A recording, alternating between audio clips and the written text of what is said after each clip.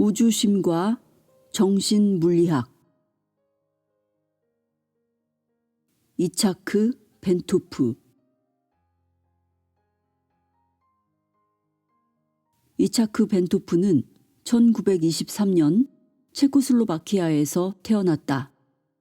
2차 대전 중에 이스라엘로 이주했으며 1954년에 미국으로 건너가 산업체의 고문으로 일했다. 뒤에 생체공학 전문가가 되어 1979년 세상을 떠날 때까지 의식의 변화가 생체에 미치는 영향을 연구하는 데 몰두했다.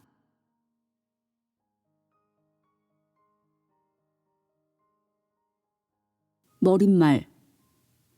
이 책은 지난 일정 기간 동안 집안에서 나의 친구들과 가졌던 토론의 결과로 생겨난 것이다. 토론이 거듭될수록 점점 새로운 주제들이 첨가되면서 내용이 더욱 충실해졌다. 마침내 내 친구들은 이러한 생각들을 많은 사람들에게 발표해야 한다고 느꼈다. 결국 나는 선의의 뜻에서 나를 성가시게 구는 친구들의 뜻에 따라 이 생각들 가운데 몇 가지를 종이에 옮겨 적게 되었다. 막상 글을 쓰려고 앉자 나는 과연 지금이 시기상으로 책을 쓰기에 적당한 때인지 회의가 생겼다. 지식을 쌓는 일은 끝없이 진행되는 과정이기에 어느 순간에 가서 이렇게 말하기는 어려운 일이다. 여기서 중단하고 지금까지 쌓아온 지식을 글로 쓰자. 내가 현재의 무지 상태에도 불구하고 이 글을 쓰기로 결정한 것은 단순히 주위의 성화 때문이다.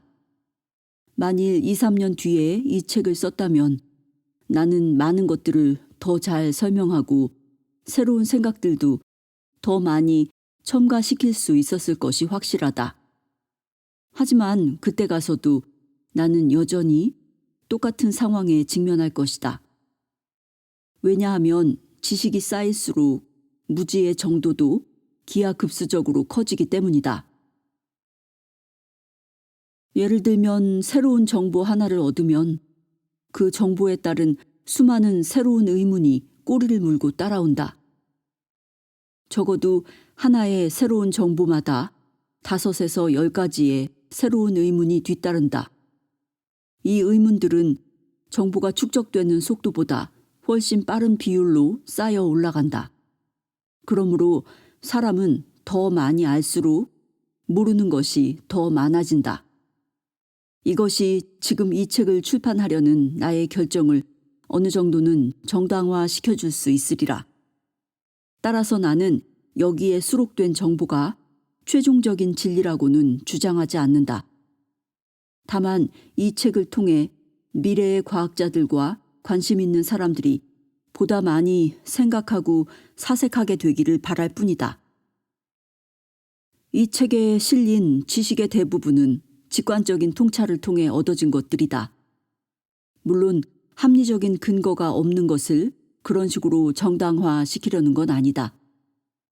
하지만 우주의 모양과 그 창조 과정을 설명하려 들 때 합리적인 근거를 얻기란 매우 희박하다. 왜냐하면 아직 과학적 사실로 충분히 인정되지 못한 주제들을 다루는 것이기 때문이다. 이 책에서는 주로 개인의 직관이나 주관적인 체험의 안내를 받아가면서 이러한 주제들을 다루어 나갔다.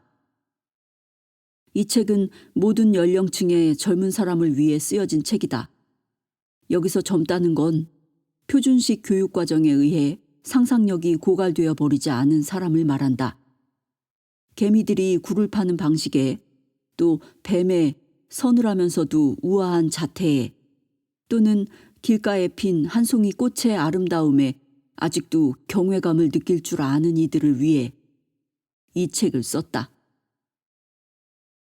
그리고 이 책은 일시적인 애매모호한 상태를 너그러이 참을 줄 아는 사람, 변화를 쉽게 받아들일 줄 알며 아무도 손대지 않은 야생의 생각들을 다루기에 겁을 내지 않는 사람들을 위한 책이다.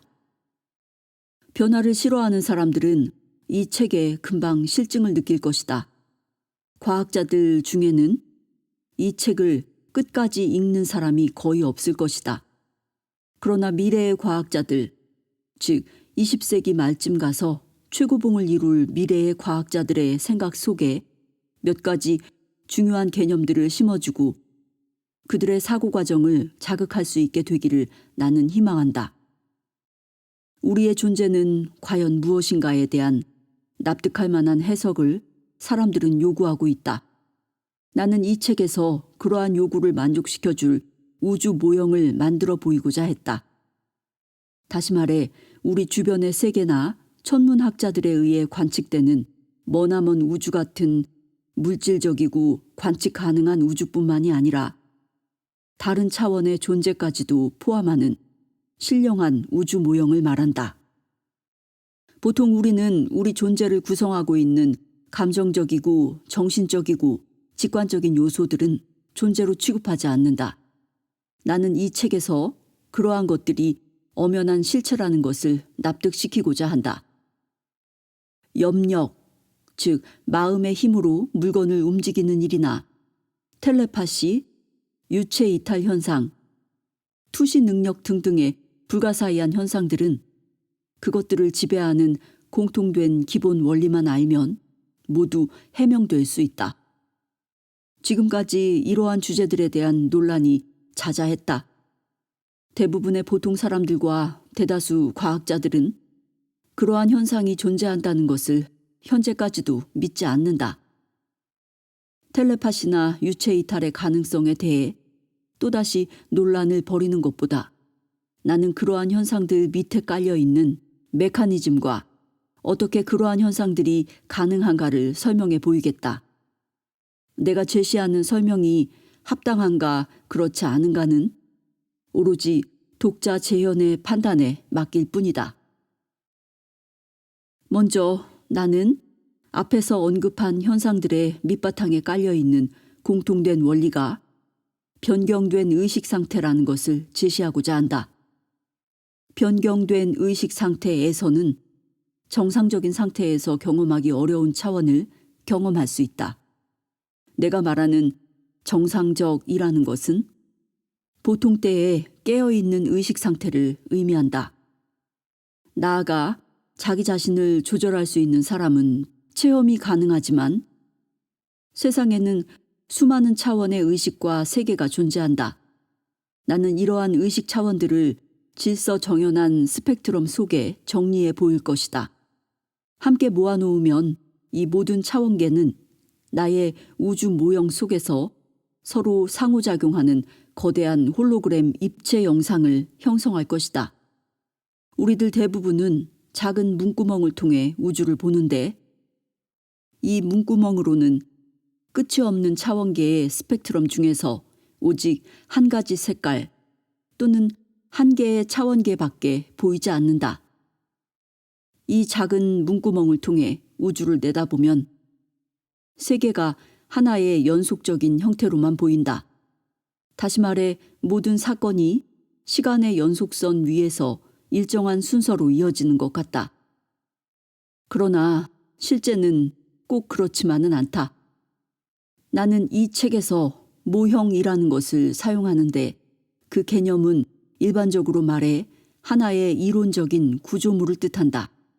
이 이론 구조물 속에서는 지금까지 알려진 상당수의 사실들이 간결하고 산뜻하고 함축성 있는 꾸러미 속에 담겨져 있다.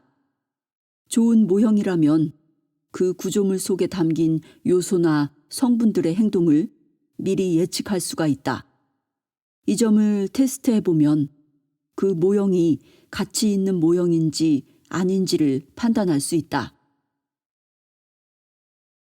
또한 남의 발을 밟아 말다툼을 벌이지 않는 것이 좋은 것처럼 현재 받아들여지고 있는 물리학 법칙을 침해하지 않는 모형을 세우는 것이 바람직하다. 나는 내가 소개하는 모형이 이러한 요구 조건들을 만족시키고 있다고 믿는다. 비록 그것이 현재에 통용되는 지식세계의 경계선에 위치하고는 있지만 말이다.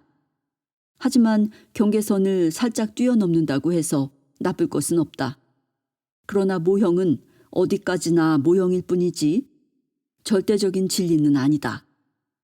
따라서 저 지평선에 새로운 정보가 모습을 나타내면 그 모형은 바뀌어야만 한다. 하나의 모형이 모든 현상을 설명하기에 충분치 못하면 새로운 모형을 만들어야 한다.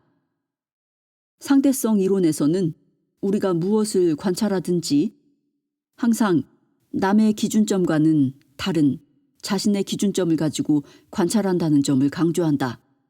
따라서 우리가 관찰하는 사건에 대해 쓸모있는 관측 결과를 얻기 위해서는 서로의 기준점을 반드시 비교해야만 한다. 양자 이론에서는 운동량과 위치 같은 것들은 동시에 정확하게 관측할 방법이 없다고 주장한다. 넓은 의미로 해석한다면 그것은 실험자의 의식이 실험 자체와 상호작용하기 때문이라고 할 수 있다. 따라서 실험자의 태도가 실험 결과에도 영향을 줄 수 있다는 것이 가능하다. 이제 이것은 심각한 문제가 되었다. 왜냐하면 의식이 무엇인가를 설명하지 못한다면 어떤 실험이든지 의문 속에 남을 것이기 때문이다. 따라서 문제는 이것이다. 의식이란 무엇인가? 이 책을 대충 훑어보면 과학적인 도표가 많이 나오기 때문에 독자들은 이 책이 기술서적이나 과학책이라는 인상을 받게 될 것이다. 그 점에 대해선 염려하지 않아도 된다. 나 자신이 약간 둔한 편이어서 옛날부터 수학은 영 자신이 없었다. 실제로 나는 학자 타입이 아닐 뿐더러 학문적인 필치가 많이 모자라는 편이다. 불과 6살에 나는 위험인물로 지목되어 유치원에서 쫓겨날 정도였다. 그 이후로는 어떤 학교에서도 졸업장은커녕 정상적인 교육조차 제대로 받지 못했다. 그래서 다행히 내 마음은 아직 채워지지 않은 상태이고 어려운 학문에 물들지도 않았다. 공통된 용어를 사용하기 위해 나는 과학에서의 몇 가지 기본 개념, 이를테면 소리나 빛의 파동의 성질, 나중엔 홀로그램, 즉 입체 영상 같은 것들을 사용해야만 한다. 이러한 성질들을 설명하면서 나는 가능한 한 소화하기 쉽고 간단하게 하려고 노력했다. 나는 될수록 간단한 예들을 통해 자연계의 작용 법칙을 독자에게 설명해야 한다. 그리고 이 예들은 결론 개념을 이해시키기에 무리가 없고 완벽해야 한다. 따라서 앞에 4장까지만 다소 과학적인 설명이 뒤따르더라도 참고 읽어주기를 바란다. 그 다음부터는 내리막길이고 재미있을 것이다. 4장 이후부터는 다분히 말이 안 되는 것들이다. 왜냐하면 천사조차도 건너뛰기 두려워하는 미지의 영역으로 뛰어들기 때문이다. 나는 천사들을 꽤 겁많고 모험심 부족한 일당으로 간주한다. 이 책의 목적은 다음과 같은 것을 보여주기 위한 데에 있다.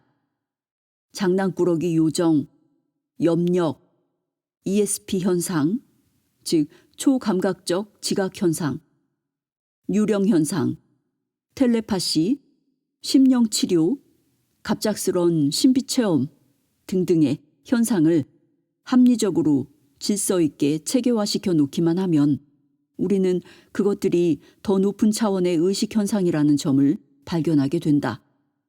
예를 들어 나는 거센 반발을 완전히 무시하고 윤회설을 당연한 것으로 취급할 것이다. 여기에는 2가지 이유가 있다.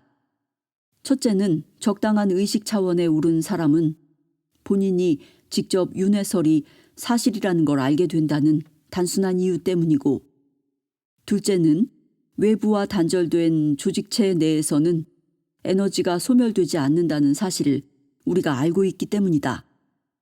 생명현상의 주된 특징은 생명은 아래로 내려가려는 사물들의 경향과 반대로 작용한다는 것이다. 다시 말해 높은 질서를 갖추고 있는 하나의 조직체는 사용 가능한 에너지를 소모시키면서 무질서 상태로 내려가려는 일반적인 경향이 있다. 이걸 엔트로피 증가 법칙이라고 한다. 사람의 신체를 예로 들어보자. 생명을 유지하기 위해서는 우리는 먹어야만 한다. 그렇다면 우리는 무엇을 먹는가? 우리는 동물이나 채소 또는 여러 가지 무기물 식품을 먹는다. 그러면 이러한 것들은 어디에서 오는가? 채소나 풀은 지구의 흙으로부터 무기물을 흡수하고 그 무기물들 사이에 질서를 세우고 그 다음에 그것들을 분자 속에 체계화시켜서 살아있는 식물세포를 형성한다. 그런 세포들 중에 어떤 것은 우리의 소화기관으로 소화가 가능하고 어떤 세포는 그렇지 않다. 인간과 초식동물은 식물을 먹어 더 복잡한 분자, 즉 동물성 단백질로 전환시킨다. 또 인간이나 그 밖의 육식동물은 초식동물이 형성시켜 놓은 단백질을 곧바로 흡수하기도 한다. 우리의 신체를 똑같이 복사하는 데 필요한 정보를 담고 있는 염색체 속의 유전자는 극히 안정된 물질이다. 그 조직 내에서는 커다란 실수를 발견하기 어렵다. 즉, 2개의 코를 가진 사람이나 다리가 3개인 사람은 거의 없다. 우리의 신체적인 특징은 아주 세부적인 사항까지 염색체 안에 잘 보관되어 있고 그곳에선 매우 높은 질서와 안정성이 유지되고 있다. 이러한 사실은 생명이 임의의 무기물질을 흡수하여 매우 안정된 구조로 조직화시키고 그 질서를 오랜 기간 동안 유지하는 방식을 보여준다. 이것은 엔트로피 감소이다. 우리가 죽으면 어떤 일이 일어나는가? 조직화된 생명 에너지는 떠나가고 우리의 신체는 빠른 속도로 분해되기 시작한다.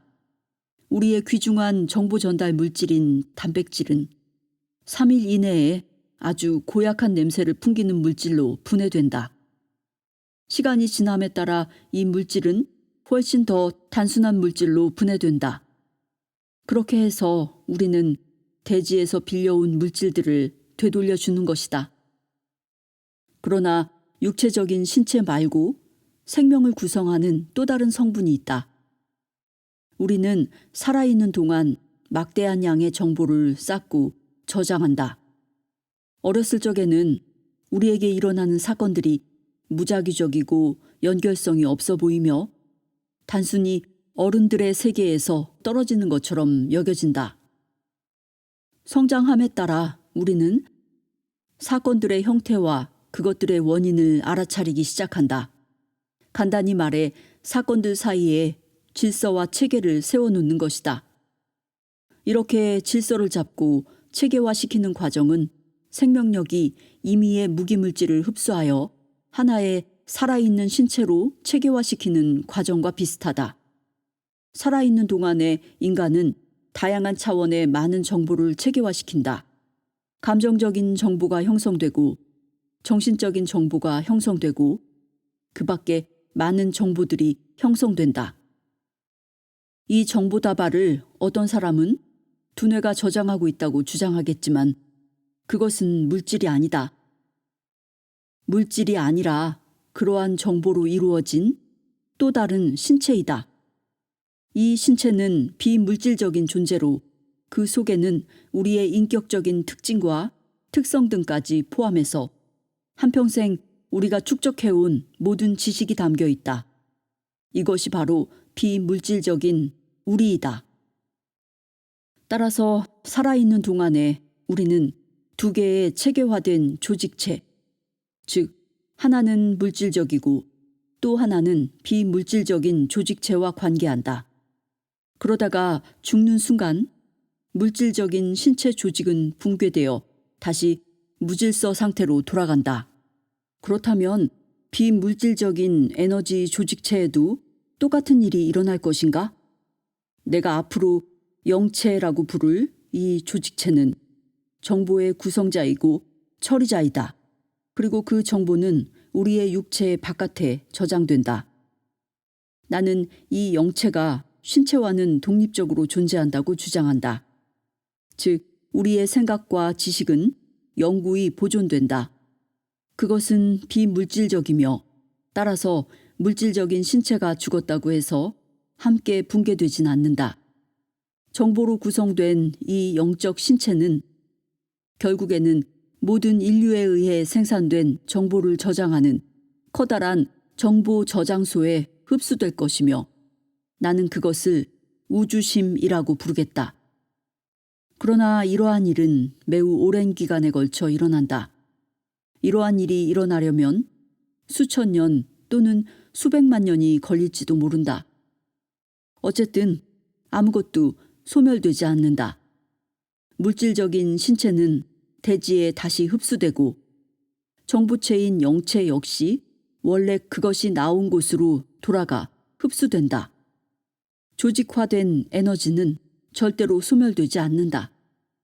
영체가 육체에 대해 독립적으로 존재한다는 사실을 보여주는 실험은 제4장에 자세히 설명되어 있다.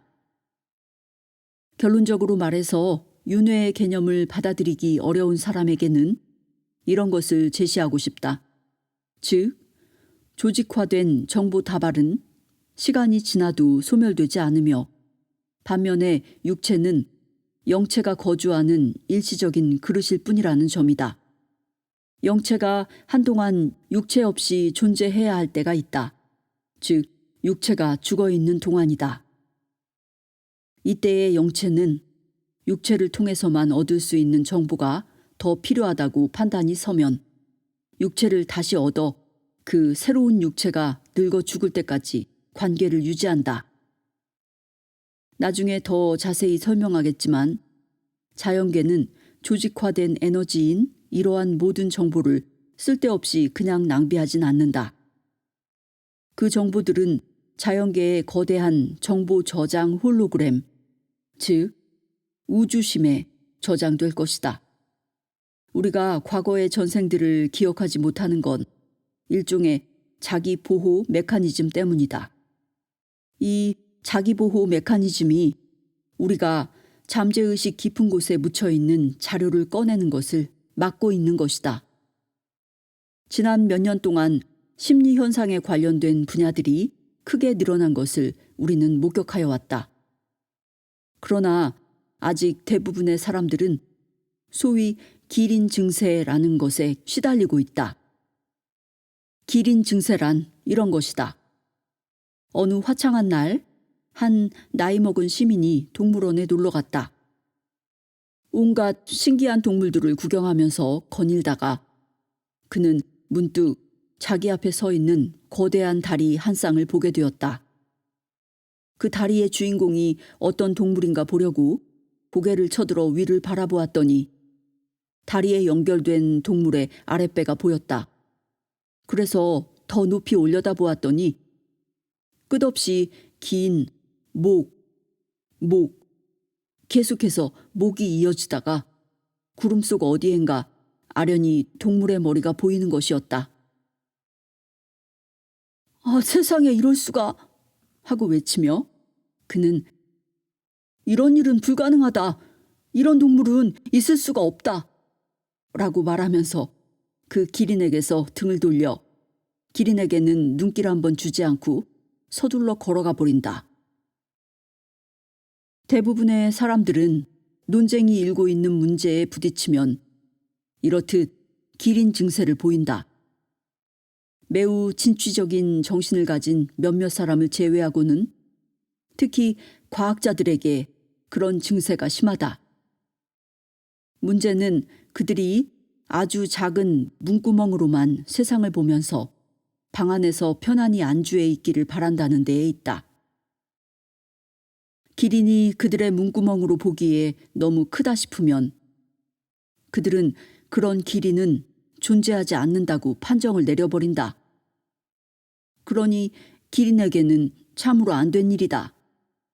다행히도 내가 여러 현상으로 구분해 놓은 의식의 다양한 차원들은 우리가 쉽게 체험할 수가 있다.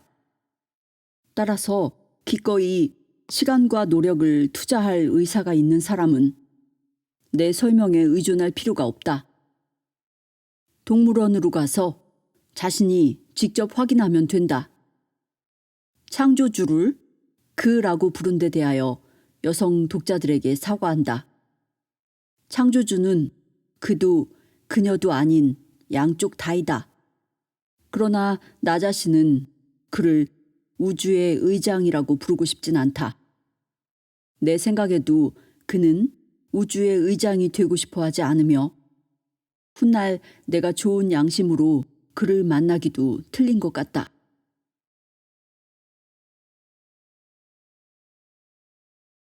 1장 소리, 파동, 진동. 우리는 끊임없이 소리에 둘러싸여 살고 있다.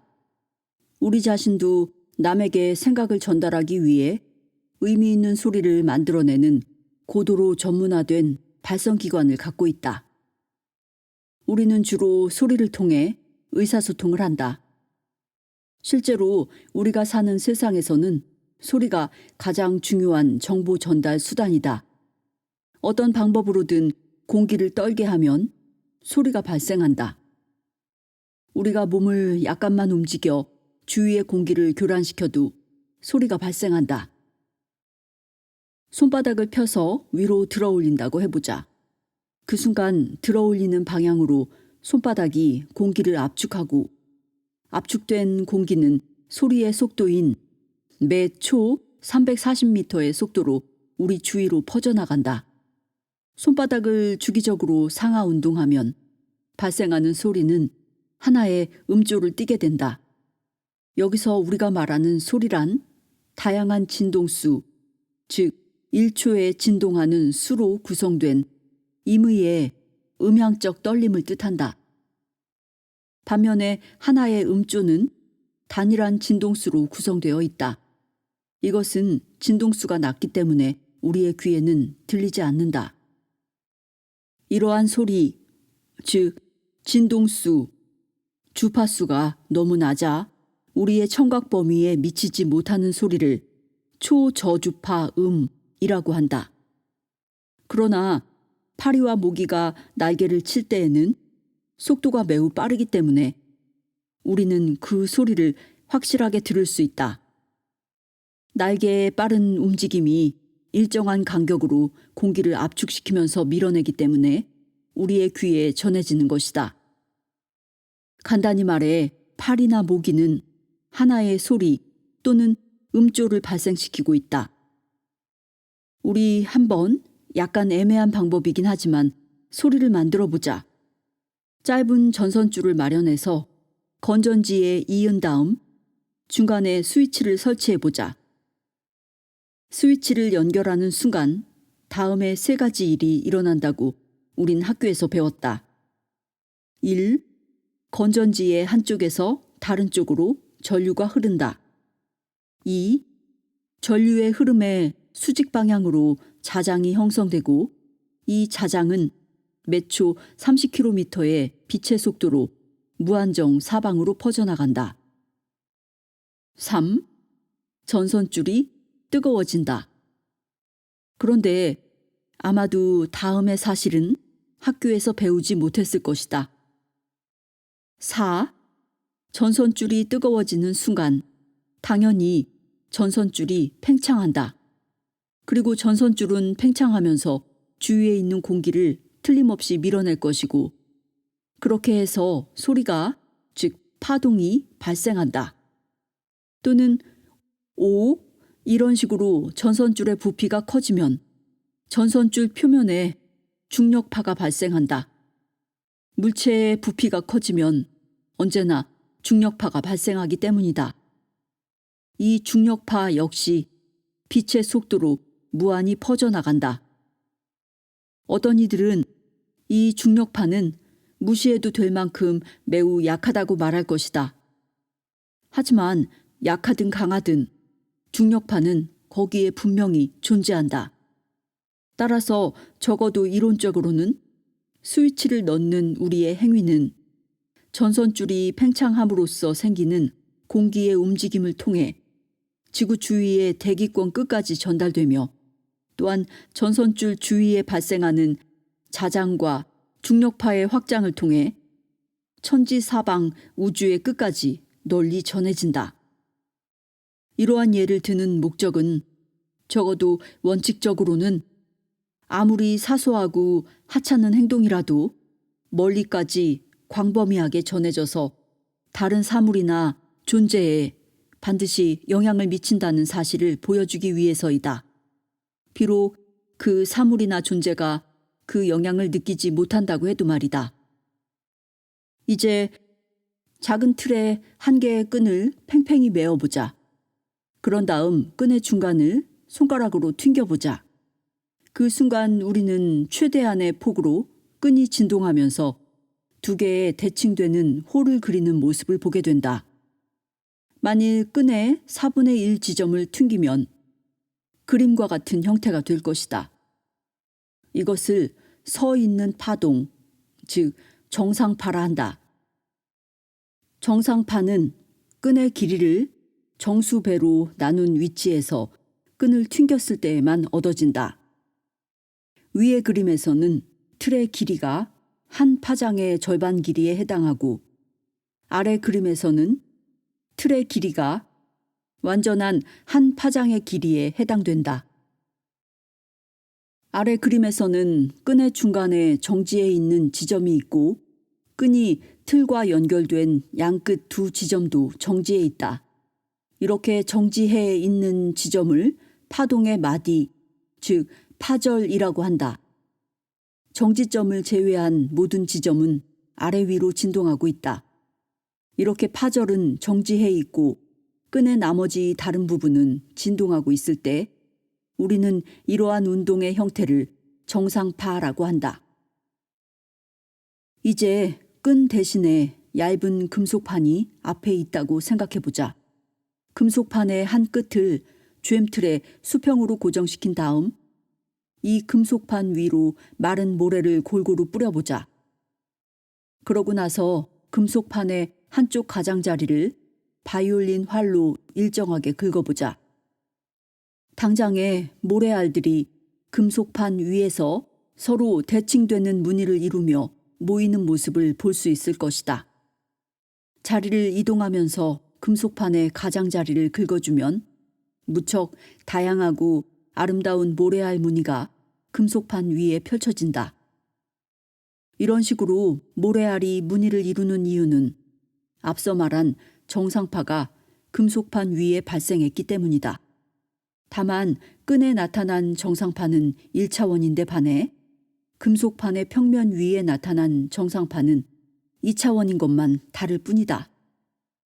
앞에서 설명했듯이 정상파는 아래 위로 진동하는 활동적인 부분이 있는가 하면 반대로 정지한 영역, 즉 파절도 있다. 따라서 모래알은 진동하는 부분에서 밀려나 정지해 있는 영역으로 모일 것이다.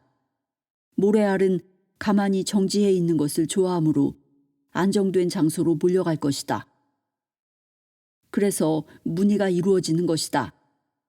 모래알이 이루는 무늬를 통해 우리는 금속판에 나타나는 정상파의 형태를 짐작할 수 있다. 정상파는 자동적으로 금속판의 폭과 길이를 반 파장의 정수배로 나눈다. 그렇게 해야만 정상파가 존재할 수 있기 때문이다. 정상파의 뜻 자체가 원래 그렇다. 정상파는 매개체를 반파장의 정수배로 나누지 않으면 존재할 수가 없다. 분수로 나누면 정상파는 유지될 수가 없다. 다른 방법으로도 역시 설명이 가능하다. 금속판의 폭과 길이는 그 금속판에 일어날 수 있는 정상파의 크기나 파장을 좌우한다. 어떤 구조물이 공명 상태에 있을 때, 다시 말해 그 구조물에 가장 알맞는 진동수로 진동하고 있어서 진동 상태가 쉽게 유지되고 있을 때 거기에는 정상파가 존재하고 있다는 뜻이 된다. 이제 3차원의 세계에서도 이러한 현상을 확인할 수 있는지 알아보자. 투명한 상자를 하나 가져오자.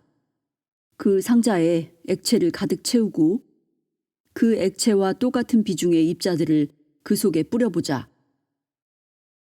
비중이 같아야 입자들이 가라앉지 않고 액체 속에 골고루 떠있기 때문이다. 그 다음 상자의 6면에 동시에 진동을 가해보자. 입자들은 이내 서로 대칭되는 3차원의 형태로 모이게 될 것이다. 입자들이 뭉쳐진 덩어리를 결정체 속의 원자에 비유한다면 이 3차원의 형태는 마치 크게 확대한 하나의 결정체와 같은 모습이라고 할 수 있다. 이 상자의 경우에도 우리는 전과 똑같이 정상파를 만들었는데 다만 끈이나 금속판에 나타난 정상파가 3차원으로 바뀌었을 뿐이다. 동시에 우리는 자연계를 구성하고 있는 기본 단위, 고도로 질서 잡힌 결정체에 해당하는 3차원 물체를 만들어 본 것이다. 우리는 아무렇게나 입자가 뿌려져 있는 액체 속에 단순히 파동을 보냄으로써 이런 구조를 만들 수 있었다. 이제 막 우리는 상자 속에서 입자들의 위치를 결정짓는 정상파들이 서로 겹쳐지면서 만들어낸 간섭 무늬, 곧 설명될 것이지만 이 간섭 무늬를 보았다. 간단히 말해 우리는 소리를 이용해서 전에는 전혀 질서가 없던 곳에 하나의 질서를 만들었다. 따라서 하나의 결정 구조는 그 물체 속에서 상호작용한 파동의 결과라고 간주할 수 있다. 그렇다면 물질 속의 규칙적인 원자 배열은 그 물질 속에서 상호작용한 어떤 파동의 결과라고도 할 수 있지 않을까?